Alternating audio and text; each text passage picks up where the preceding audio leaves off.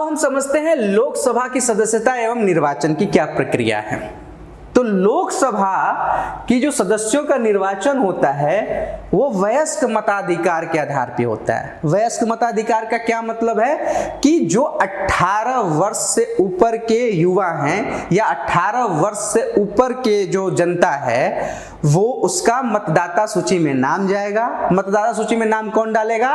Election commission डालेगा, ठीक है। और वो मताधिकार का उपयोग करके लोकसभा के सदस्य का चुनाव करेंगे, ठीक है। आप देखे भी होंगे जब प्रधानमंत्री का चुनाव होता है, लोकसभा का चुनाव होता है, सांसद लोग क्षेत्र में एकदम घूम रहे होते हैं, ठीक है।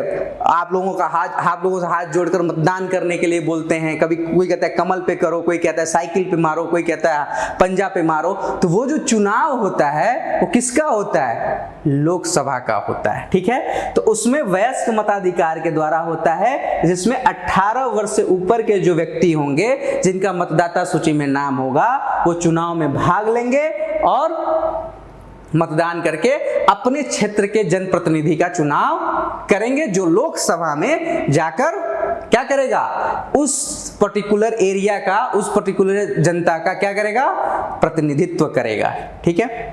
अच्छा, भारत को कई निर्वाचन क्षेत्र में विभक्त किया जाता है। कई सारे निर्वाचन क्षेत्र बनेंगे और उस क्षेत्र कई सारे, जैसे मान लो ये जो संख्या आएगा, अभी आप देखेंगे 550 की जो संख्या आएगी, तो ये जो 550 की संख्या जो बनती है लोकसभा में सदस्यों की, ये निर्वाचन के क्षेत्र के आधार पर ही बनती है, ठीक है। जो निर्वाचन का क्षेत्र होगा, ठीक है। जैसे क्या होता है हमारे यहाँ, जैसे बांसगांव क्षेत्र हो जाएगा, ठीक है, गोरखपुर संसदीय क्षेत्र हो जाएगा, लखनऊ संसदीय क्षेत्र हो जाएगा, समझ रहे हैं। ऐसे ही अलग अलग क्षेत्र बनते हैं, एक सीमांकन हो जाता है उसका। वो सब काम करता है चुनाव आयोग, ठीक है।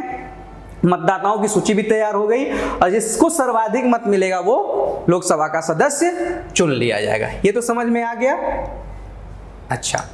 अच्छा, एक चीज और है। अब देखते हैं सदस्यों की योग्यता क्या है। योग्यता वही है, सिमिलर है जो राज्यसभा में बताया था। वह भारत का नागरिक होगा, 25 वर्ष की आयु पूर्ण कर चुका होगा। यहाँ 25 वर्ष है लेकिन राज्यसभा में 30 वर्ष था, ठीक है। ये ध्यान रखना अंतर, कहीं ऐसा ना हो कि राज्यसभा का लोकसभा का पूछ रहा है, तुम राज्यसभा का लिख रहे हो। तो ये थोड़ा सा बेसिक अंतर जो दोनों में है उस पर ध्यान रखना। अच्छा, वह लोकसभा के किसी भी निर्वाचित क्षेत्र का मतदाता हो, किसी भी क्षेत्र का मतदाता हो सकता है, ठीक है। संसद द्वारा निर्धारित शर्तों को पूरा करता हो। अब संसद जो भी निर्धारित करती, कोई कानून बना रखी है, या जैसे मान लो कोई ऐसा कानून बना हुआ है कि जिसमें वो अपराधी ना हो, ठीक है, या दिवालिया ना हो, ठीक है, इस तरह का जो भी कोई कानून बना हुआ है उसको फॉलो करता हो। पागल व दिवालिया तथा विदेशी राज्य के प्रति निष्ठा या सरकारी लाभ के पद पर वो नहीं होना चाहिए। समझ गए? मैंने कई बार बता दिया, मानसिक रूप से संतुलित होना चाहिए, पागल नहीं होना चाहिए और दिवालिया नहीं होना चाहिए। ये तो आपको एकदम रट गए होंगे इसको। अच्छा, सदस्यों का कार्यकाल कितना होगा? यहाँ राज्यसभा का कितना बताया था? 6 साल। ये 5 साल के लिए होते हैं, 5 साल तक इनका कार्यकाल होगा। और प्रधानमंत्री की सलाह पर राष्ट्रपति जो है 5 साल से पहले भी लोकसभा को भंग कर सकता है। अगर प्रधानमंत्री ये सलाह दे दे कि लोकसभा को भंग कर दीजिए राष्ट्रपति जी से, तो वो लोकसभा को भंग कर देगा, ठीक है। अच्छा, परिस्थिति के हिसाब से लोकसभा के कार्यकाल को बढ़ाया घटाया जा सकता है। जैसे मान लो आपातकाल लग गया, भारत पाकिस्तान या भारत चाइना या से युद्ध हो गया, या आंतरिक अशांति इतनी फैल गई कि आपातकाल लगाना पड़ गया 352 के तहत, तो उस दौरान लोकसभा के कार्यकाल को बढ़ाया जा सकता है। या प्रधानमंत्री चाहें तो मैंने बताया ना कि समय पूरा 5 वर्ष पूरा होने से पहले भी उसे भंग कर सकते हैं।